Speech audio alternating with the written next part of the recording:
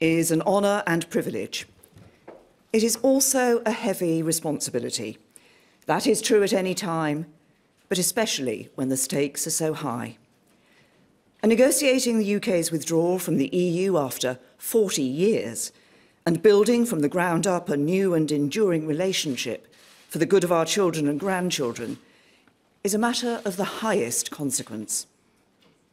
It touches almost every area of our national life, our whole economy and virtually every job, the livelihoods of our fellow citizens, our integrity as a United Kingdom of 4 nations, our safety and security, all of these are at stake. My approach throughout has been to put the national interest first, not a partisan interest, and certainly not my own political interest. I do not judge harshly those of my colleagues who seek to do the same, but who reach a different conclusion. They must do what they believe to be right, just as I do. I'm sorry that they've chosen to leave the government, and I thank them for their service. But I believe with every fibre of my being that the course I have set out is the right one for our country and all our people. From the very beginning, I have known what I wanted to deliver for the British people, to honour their vote in the referendum. Full control of our borders by bringing an end to the free movement of people, once and for all.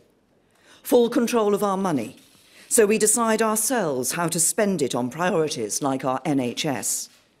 Full control of our laws by ending the jurisdiction of the European Court of Justice in the United Kingdom, getting us out of the common agricultural policy and common fisheries policy for good. That is exactly what this agreement will deliver. Free movement ended. Vast annual payments stopped. The jurisdiction of the ECJ over. Out of the CAP, out of the CFP. This is a Brexit that delivers on the priorities of the British people. In achieving these objectives, I'm also determined to protect the things that are important to us. Protect the hundreds of thousands of manufacturing jobs that put food on the tables of working families right across the UK.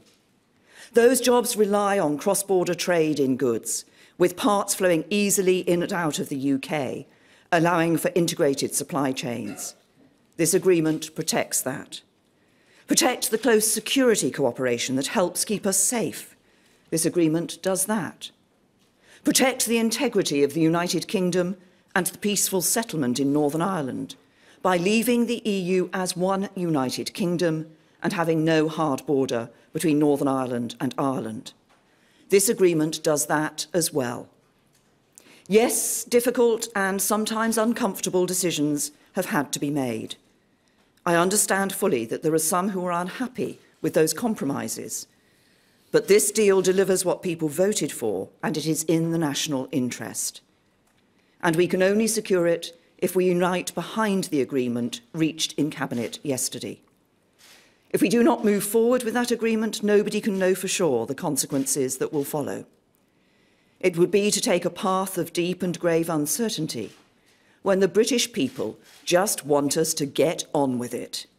They are looking to the Conservative Party to deliver a Brexit that works for the whole UK, a strong economy that keeps jobs safe and wages rising, and first-class public services we can rely on, an NHS there for all of us, great schools for every child, and the homes that families need. That is what the people we serve expect, and that is what we owe it to them to deliver. Goodness me, you normally put your hand straight up after the... Laura.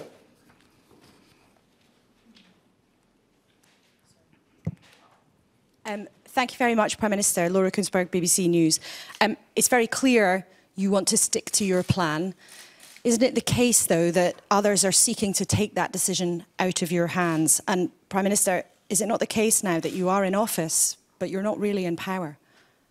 No, when we bring the deal back, what is going to happen now is that there will be negotiations, particularly focusing on the future framework and filling their details of that out, and an EU Council meeting, and that will then be brought back to the House of Commons and to a vote in the House of Commons.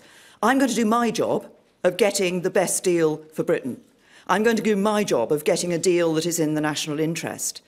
When the vote comes before the House of Commons, MPs will be doing their job. They will need to look at that a deal. They will need to consider the vote of the British people to leave the European Union and our duty to deliver on that vote. And of course, they will be held to account by their constituents for the decisions that they take.